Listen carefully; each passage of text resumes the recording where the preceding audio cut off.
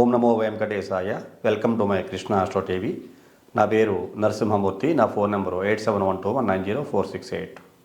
ఈనాటి కార్యక్రమంలో ఒక రూమర్ నడుస్తోంది మన యూట్యూబ్లో కానీ అనేక రకాల మాధ్యమాలలో.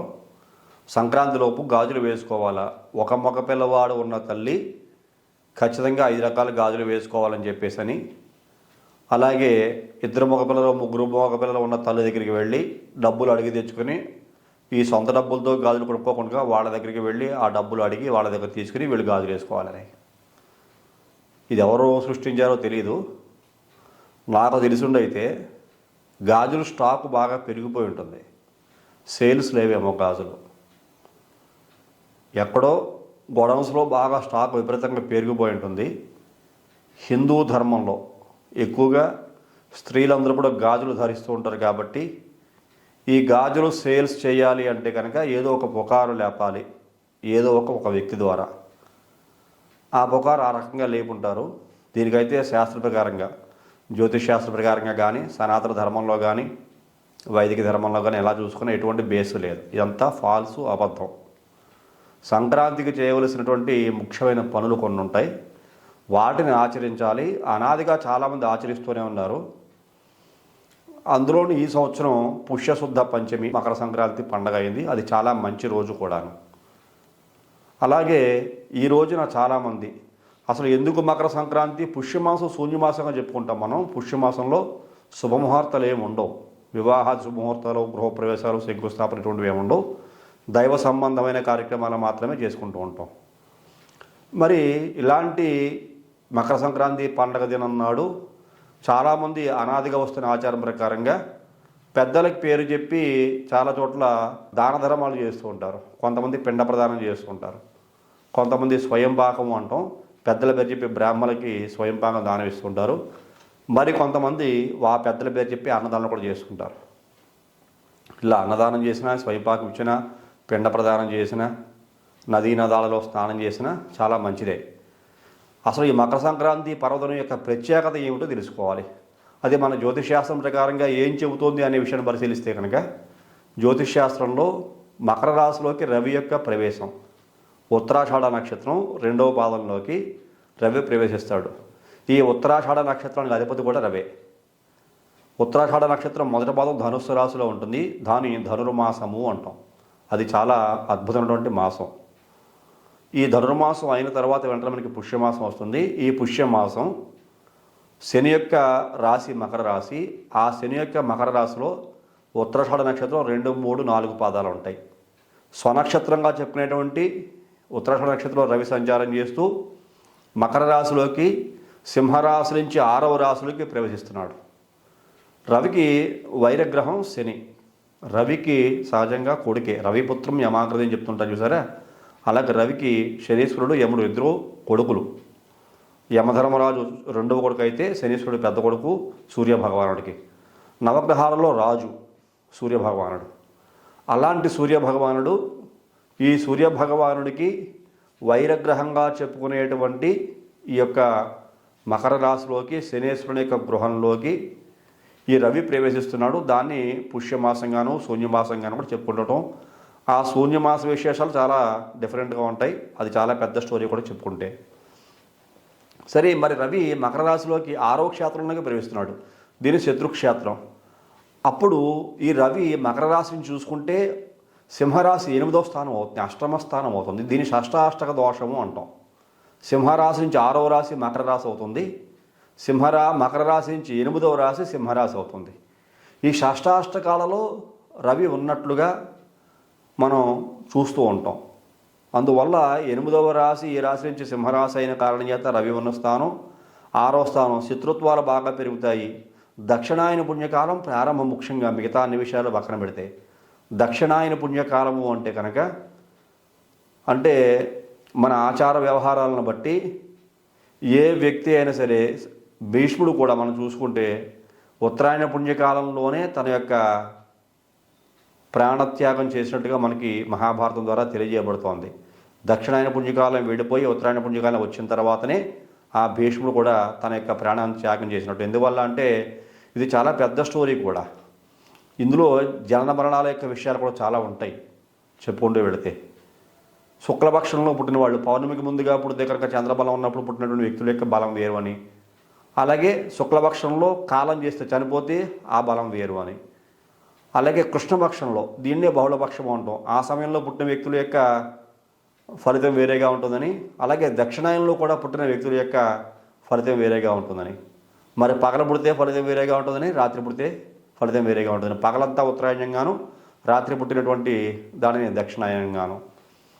ఇలాగా జ్యోతిషశాస్త్ర ప్రకారంగా అనేక మార్పులు చేర్పులు మనకి కనబడుతూ ఉంటాయి. ఇది చాలా పెద్ద సబ్జెక్ట్ చెప్పుకుంటూ పెడితే ఈ మకర సంక్రాంతి పర్వదినం నాడు చేసుకునే శక్తి ఉంటే ఆవు పిడకలు, ఆవు పేడతో చేసిన పిడకలు ఉంటాయి. ఈ పిడకలతోటి పాలు పొంగించుకోవాలి. శుద్ధమైన ఆవు పాలు తీసుకొచ్చి చక్కని బియ్యము, చక్కని బెల్లము, ఇంకా మీ శక్తి కొలది జీడిపప్పు, కిస్మిస్, యాలకులు ఇవన్నీ కూడా వేసుకుని పాలు పొంగించుకోవాలి. ఇది పూర్వకాలం అందరూ చేశారు. ఇప్పుడు ప్రతి ఇంటికి గ్యాస్ ఉన్న కారణం చేత గ్యాస్ మీద పొంగిస్తున్నారు. శాస్త్ర ప్రకారంగా అయితే ఆవు పిడకలు ఇది మనం రథసప్తమి నాడు చేస్తాం. ఈ మకర సంక్రాంతి వెళ్ళిన తర్వాత వచ్చే నెలలో మనకి రథసప్తమి వస్తుంది. దాన్ని మాఘమాసం చెప్పుకుంటాం. మాఘశుద్ధ సప్తమి, రథసప్తమి, అది ఫిబ్రవరి నెలలో వస్తుంది.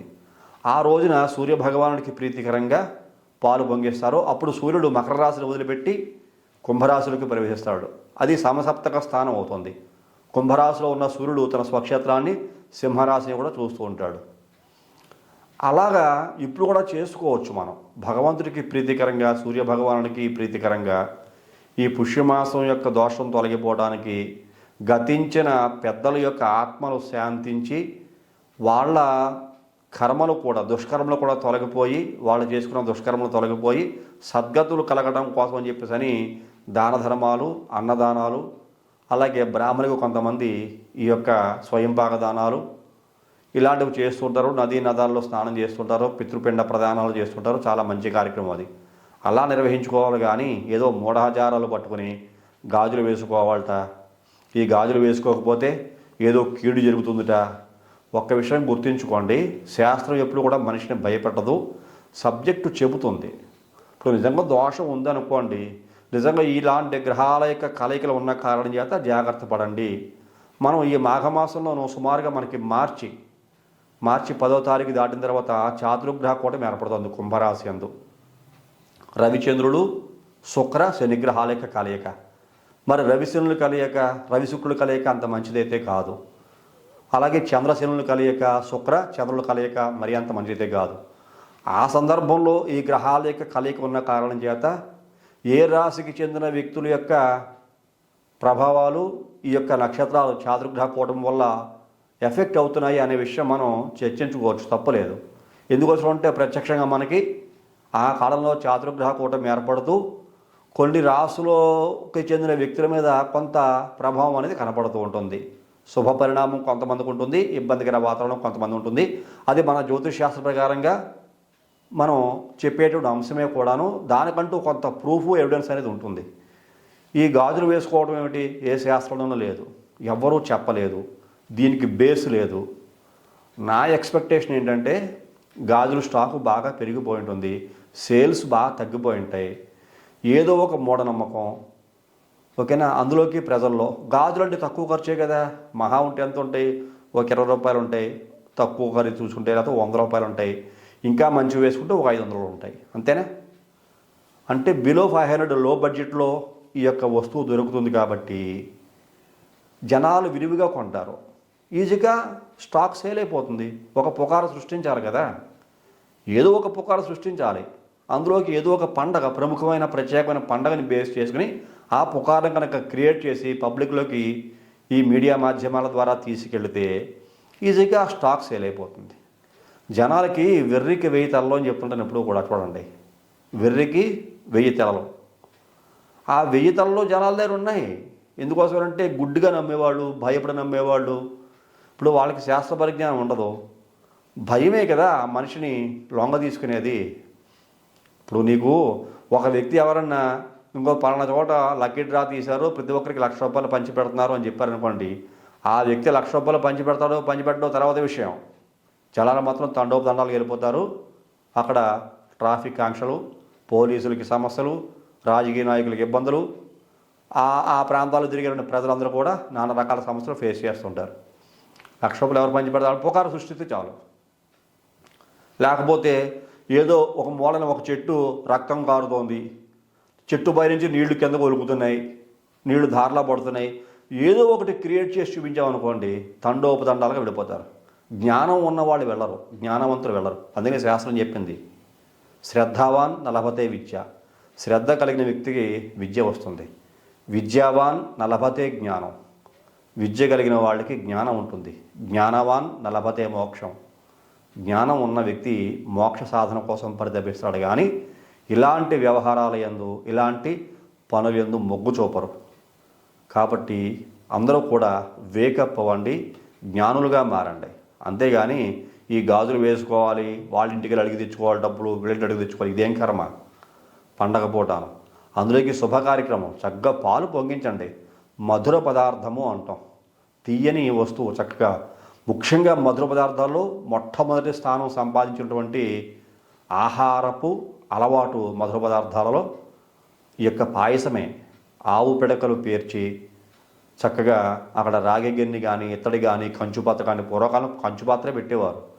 ఆవు పాలు పోసి చక్కని బియ్యం దాంట్లో కడిగి వేసి, బెల్లం వేసి, అది కూడా ఇప్పుడు మనం ఆర్గానిక్గా చెప్పుకుంటున్నాం, అప్పుడు పూర్వకాలంలో స్వచ్ఛమైన బెల్లమే ఉండేది. ఆ బెల్లం వేసి శక్తి కొలది జీడిపప్పు, కిస్మిసు, యాలకులు, నెయ్యి వేసి దాంట్లో చక్కగా ఆ మధుర పదార్థాన్ని తయారు చేసి, సూర్య భగవానుడికి బాగా పాయసం అంటే ఇష్టం కాబట్టి ఆ ప్రత్యక్ష భగవంతుడిగా కనిపించేటువంటి ఆ యొక్క సూర్యనారాయణమూర్తికి మనం ఈ రథసప్తమి పర్వదిన నాడు ఏ విధంగా చేస్తామో అదేవిధంగా ఈ యొక్క మకర సంక్రాంతి పర్వదిన నాడు కూడా సూర్య భగవానుడికి నివేదన చేసి, ఎటువంటి ఆటంకాలు మాకు కలగకూడదు, గతించిన పెద్దల యొక్క ఆత్మను కూడా శాంతించాలి, వాళ్ళు చేసుకున్న దుష్కర్మలు కూడా తొలగిపోవాలి అని మనసా వాచా కర్మ త్రికరణ శుద్ధిగా నదిలో స్నానం చేసి ఇలాంటి కార్యక్రమాలు సత్కర్మలు ఆచరించి ఆ యొక్క ప్రసాదంగా ఆ యొక్క మధుర పదార్థాన్ని, క్షీరాన్నాన్ని భుజించడం వల్ల ఆయువు, ఆరోగ్యము,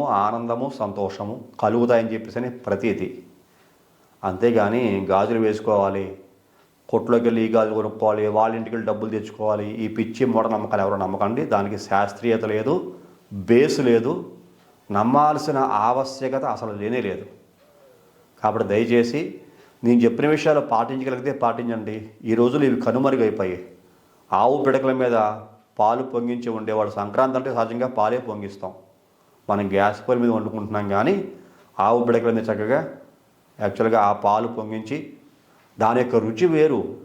కంచు పాత్రల్లో ఉండేవారు పూర్వకాలం. ఆ కంచు పాత్రలు ఇప్పుడు ఎక్కడున్నాయి?